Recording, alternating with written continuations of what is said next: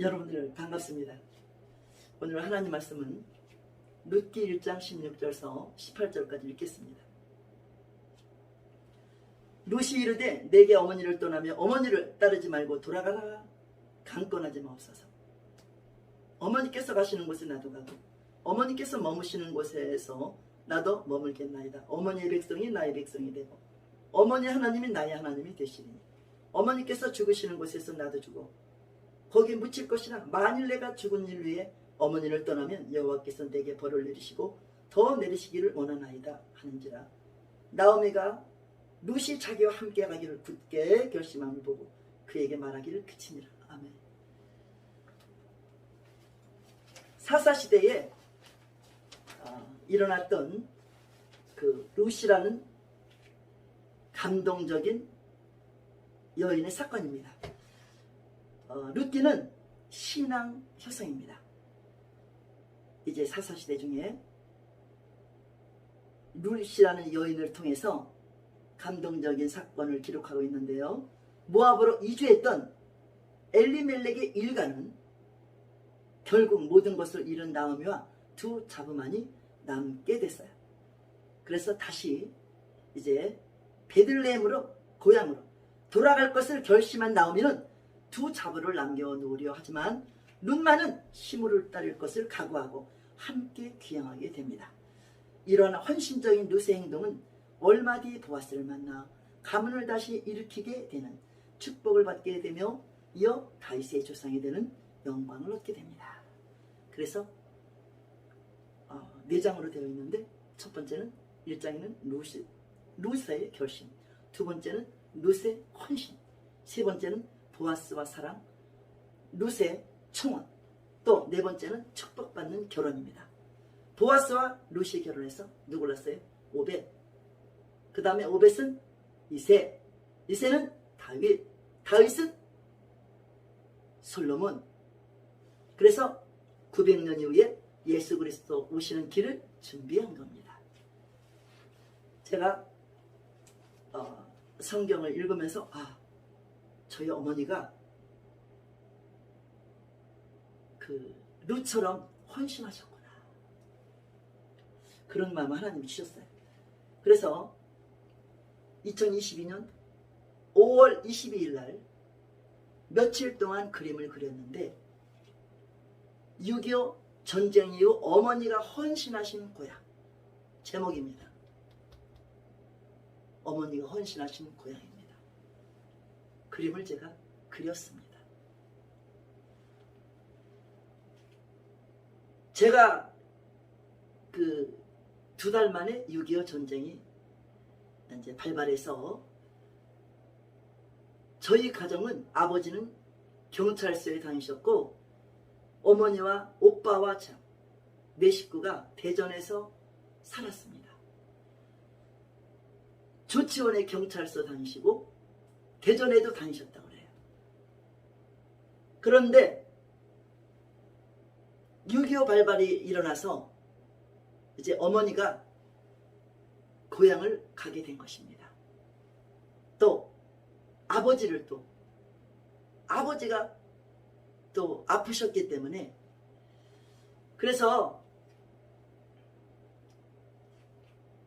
그 6.25 발발에 조치원에서 이제 그 부산을 향하여, 대구와 부산을 향하여서 군경으로 후퇴하시면서 이제 뜨거운 열대야, 뜨거운 폭염에 24시간 공무 중에 군경으로 가셨습니다. 과로로 얼마나 뜨겁습니까? 이 뜨거운데 과로로 배앓이를 앓고 진통제만 드시고 가셨어요. 가시면서 약 있습니까? 병원 있습니까? 할 수 있습니까? 그 전쟁터에서 아파도 거기서 죽는 거죠. 그랬는데 이제 낙동강을 지나서 부산으로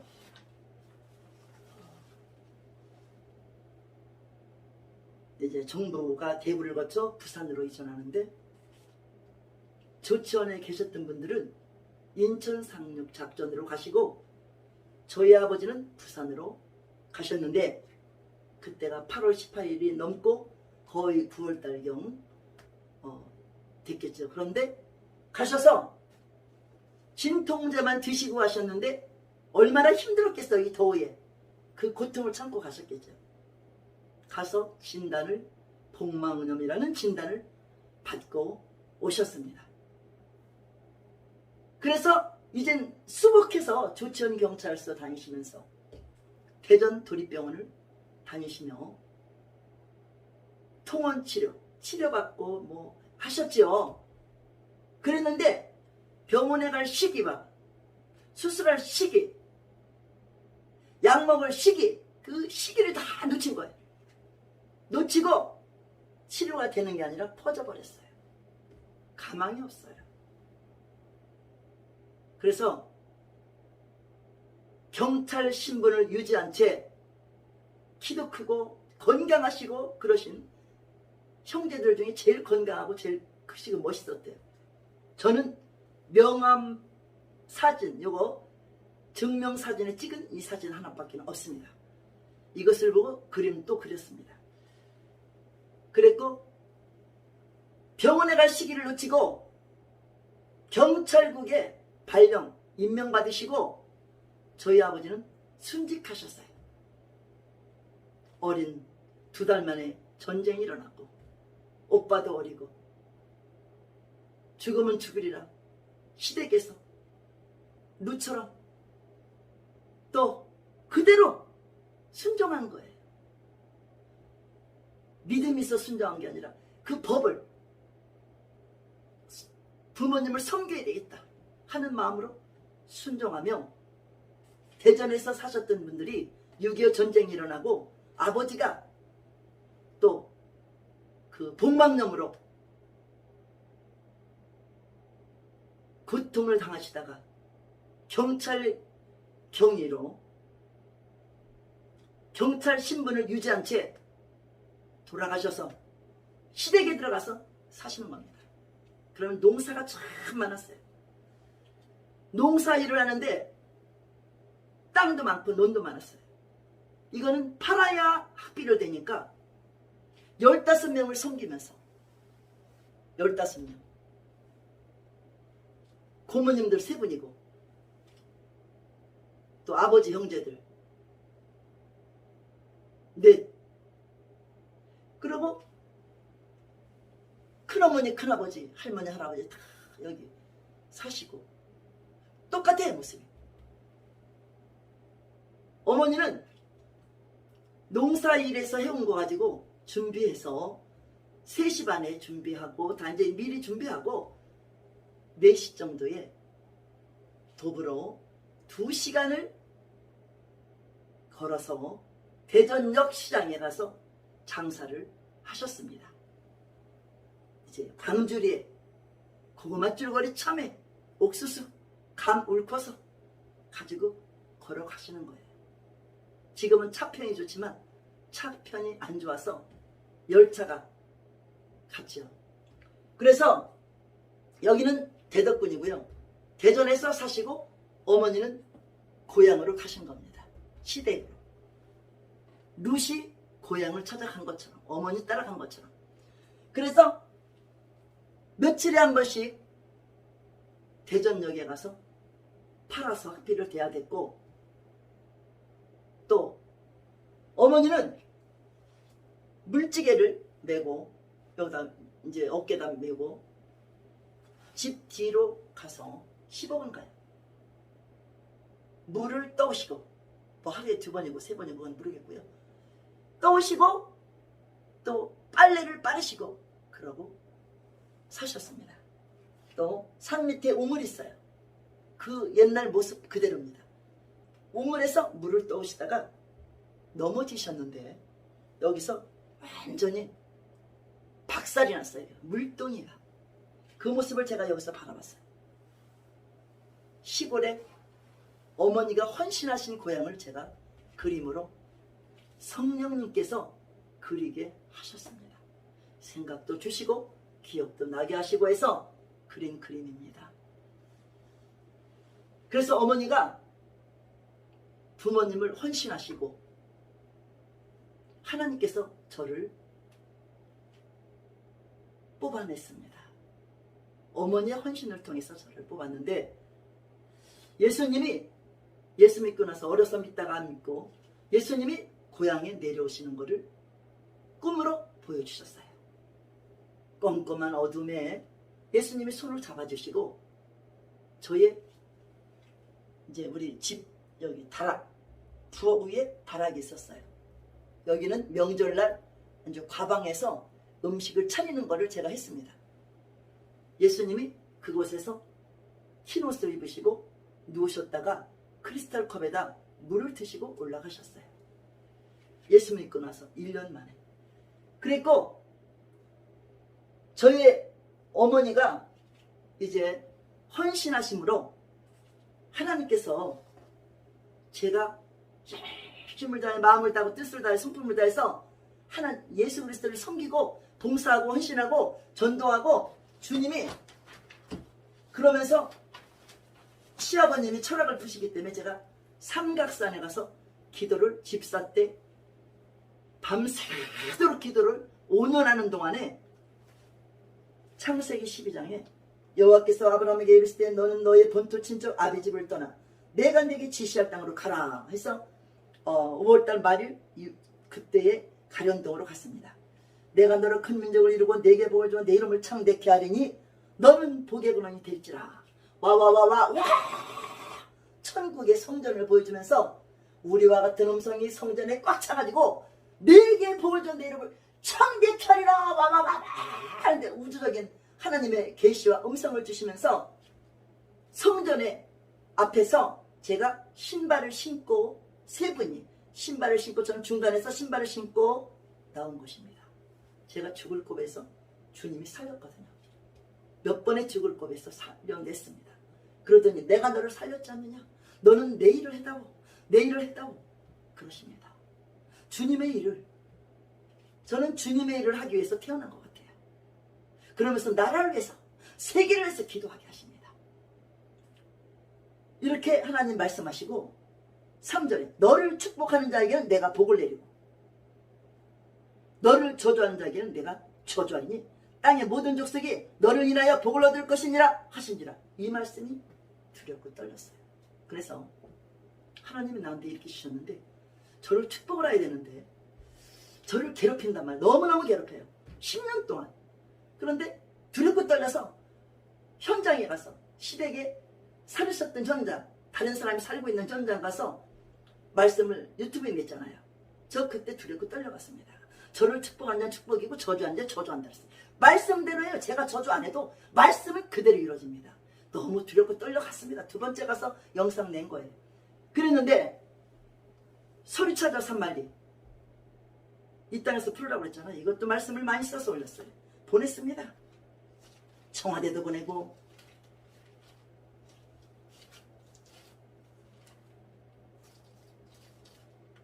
마태복음에 16장에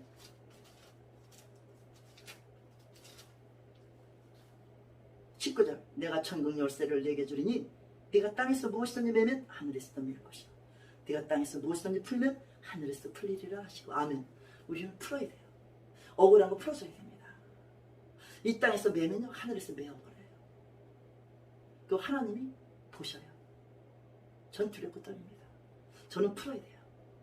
그래서 자꾸 편지 쓰고 이거 풀으세요. 이 땅에서 풀어요. 하늘에 풀어집니다. 하고 많이 했어요. 저는 주님은요 성경 말씀대로 이루어 주십니다. 그래서 이 말씀이 전 많은 말씀을 썼습니다. 그렇게 했고, 그래서 제가 이제 국가공무원, 6.25전쟁 경찰 공무원으로 일을 하다 순직하셨는데 세상 어느 나라에서 퇴직금 없는 직장이 어디 있나요? 6.25전쟁 당시 사망한 자에게 퇴직금을 안 주는 게 말이 됩니까? 보훈처에게 묻습니다. 10년이 넘게 세월만 보내고 계십니다.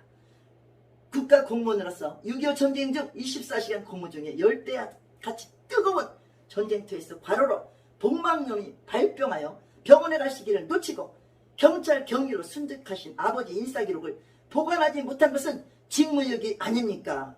10년을 넘게 소리찾아서 말리 피눈물을 흘리며 찾았는데 계속 기각하고 동의를 못한다는 보훈처의 태도는 너무 악랄하고 국민으로 개탄스럽습니다. 이거 보내려고. 그래서 해도 너무하고 개탄스러워요. 어머니의 피눈물이고 아버지의 피값이고 유족들의 피눈물입니다. 국가를 위해서 우리 대한민국이 1등 선진국이 되라고 기도하는데요. 선진국이 어떻게 이렇게 해서 억울하게 해서 방치해야 됩니까? 풀어줘야 되는 거 아니겠습니까? 묻습니다. 여기다 핑계대고 저기다 핑계대고 뭐가 늦었어. 그래서 안 돼. 야, 해도 너무해요. 너무너무 개탄스럽습니다. 제가 정말 하나님이 약속을 했고 세종시를 계속 일주일에 한 번씩 갔어요. 하나님이 야 반드시 축복한다. 내가 너를 축복한다. 여기 가도 말씀, 여기 가도 말씀, 저와 함께 다니면서 말씀하시는데 이거를 멈추라고요. 하나님이 주시고 네가 아버지 없이 억울하게 살았지 않느냐 해서 찾게 하셨고 네가 너무너무 고통스럽지 않았느냐 해서 인내하게 하시고 하나님의 음성을 계속 주시기 때문에 제가 멈출 수가 없었습니다. 전 여기까지 합니다. 대전역 시장에서 저희 어머니가 장사했던 곳을 영상 찍은 거. 할렐루야 반갑습니다. 제가 오늘 대전역에 도착해서 대전역 시장에 지나가는데요. 옛날에 저희 어머니께서 이 장소에서 고향에서 그때는 차편이 불편해서 2시간을 4시 정도에 광주리에다가 옥수수, 참외 모든 것들을 이고 오셔서 여기에서 앉아서 장사를 하셨습니다. 그래서 제가 지나가다가 또 생각이 나서 유튜브를 찍습니다. 우리 대전에 충청도에 하나님의 놀라운 기적들이 일어나시고 코로나도 멈추고 하나님의 오병 역사들이 모두 일어나시기 바랍니다. 감사합니다. 고맙습니다.